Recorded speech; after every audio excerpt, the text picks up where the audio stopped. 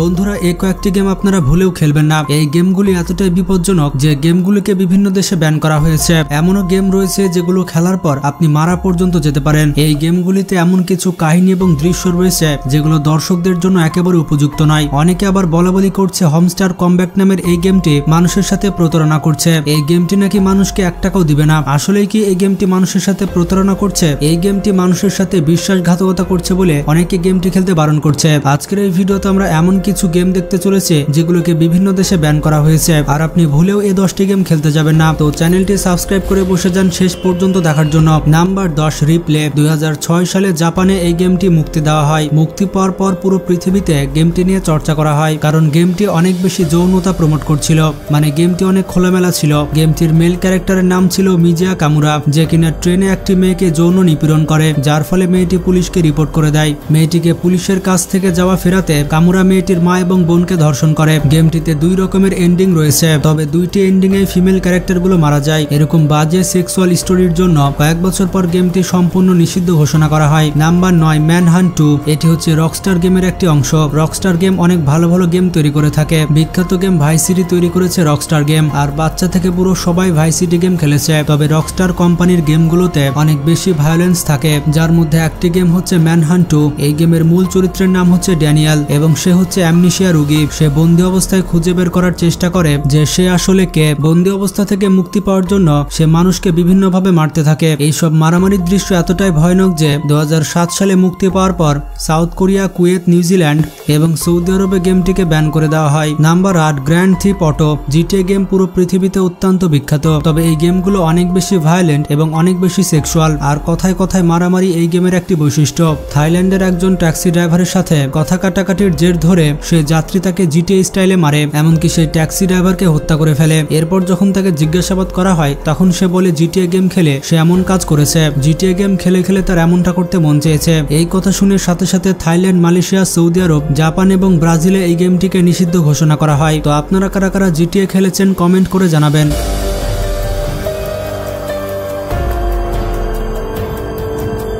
Number 7, stand of. 2018 সালে রাশিয়াতে এই গেমটি মুক্তি পায়, তবে গেমটি সুনাম কামানোর চেয়ে বেশি বদনামের ভাগিদার হয়, কারণ ফার্স্ট পার্সন শুটিং গেমটিতে আপনি যে কোনো ক্যারেক্টার নিয়ে খেলতে পারবেন, আর আপনি যখন শুট করে কাউকে মারবেন তখন তার মারা যাওয়ার দৃশ্য এবং মারা যাওয়ার সময় কাতরানোর দৃশ্য আপনাকে দেখানো হবে। মারা যাওয়ার এই দৃশ্যগুলো এতটাই বাস্তব যে আপনি কোনোভাবে এগুলো দেখতে পারবেন না। তাই এই গেমটিকে ব্যান করার জন্য রাশিয়ার স্কুল ছাত্রছাত্রীরা উঠে পড়ে লেগেছিল, এমনকি তারা রাস্তায় নেমেছিল।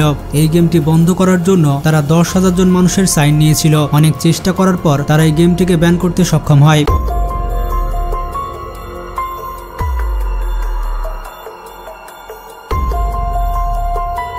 Number 6, গ্যালগান double piece. 2011 সালে এই গেমটির প্রথম পর্ব বের হয়েছিল, এরপর দ্বিতীয়টি বের হয় 2015 সালে। জাপানি এই গেমে যে মেল ক্যারেক্টার দেখানো হয়েছিল সে দেখতে খুবই সুন্দর ছিল, তাই পুরো কলেজের মেয়ে তার প্রেমে পড়ে যায়।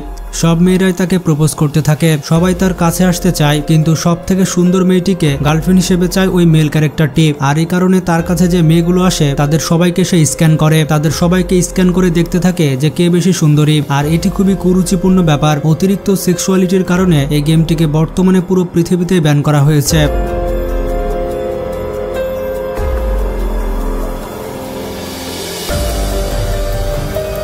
Number 5, postal 2। এটি একটি অদ্ভুত গেম যেখানে মৃত্যু নিয়ে হাসি তামাশা করা হয়েছে, নারী নির্যাতন, জেন্ডার ইনইকুয়ালিটি, এমনকি রেসিজম নিয়েও তামাশা করা হয়েছে। 2003 সালে রিলিজ পাওয়া এই গেমটিতে আপনাকে প্রতিদিন কিছু টাস্ক দেওয়া হবে। আপনি চাইলে কারো ক্ষতি না করে এই টাস্কগুলো পূরণ করতে পারবেন, এমনকি চাইলে এলাকার সবাইকে খুন করেও আপনি টাস্ক পূরণ করতে পারবেন। তবে সবাইকে খুন করে টাস্ক কমপ্লিট করা অনেক বেশি সহজ বলে সবাই এটি করে থাকে। অতিরিক্ত ভায়োলেন্সের কারণে এই গেমটিকে পরবর্তীতে নিষিদ্ধ ঘোষণা করা হয়।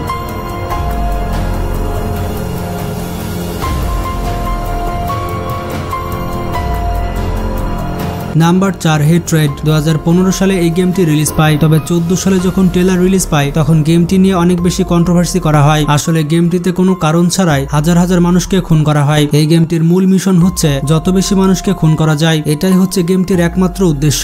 গেমটিতে কোনো রকম গল্প নেই, এমনকি কোনো রকম কাহিনী নেই। বর্তমানেও পুরো পৃথিবীতে গেমটি নিষিদ্ধ রয়েছে।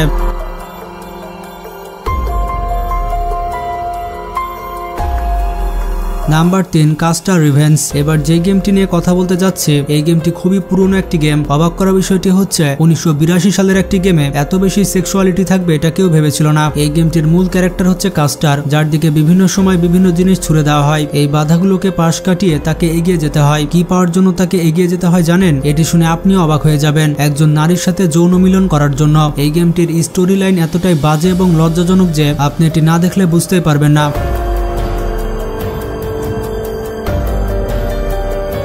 Number 1 sad Saturn. এই গেমটি পিসি গেম হলেও এটি ডার্ক ওয়েবে পাওয়া যায়। এই কথা শুনে আপনি বুঝতে পেরেছেন গেমটি কতটা বাজে। গেমটিতে ফার্স্ট পার্সন ক্যামেরার মাধ্যমে আপনাকে এগিয়ে যেতে হবে। এগিয়ে যাওয়ার সময় আপনাকে নানা ধরনের ভয়ঙ্কর দৃশ্য দেখানো হবে। আর এই দৃশ্যগুলো এতটাই ভয়ঙ্কর হয়ে থাকে যে একজন সাধারণ মানুষ এগুলো দেখতে পারবে না। এগুলো দেখে এবং সহ্য করে আপনি যদি এগিয়ে যেতে পারেন তাহলে শয়তানের কণ্ঠে আপনার সাথে কথা বলা হবে এবং আপনাকে ভয় দেখানো হবে। এত মারাত্মক কন্টেন্ট হওয়ার জন্য এই গেমটিকে নিষিদ্ধ ঘোষণা করা হয়। তবে ডার্ক ওয়েবে গেমটি এখনো অ্যাভেলেবল।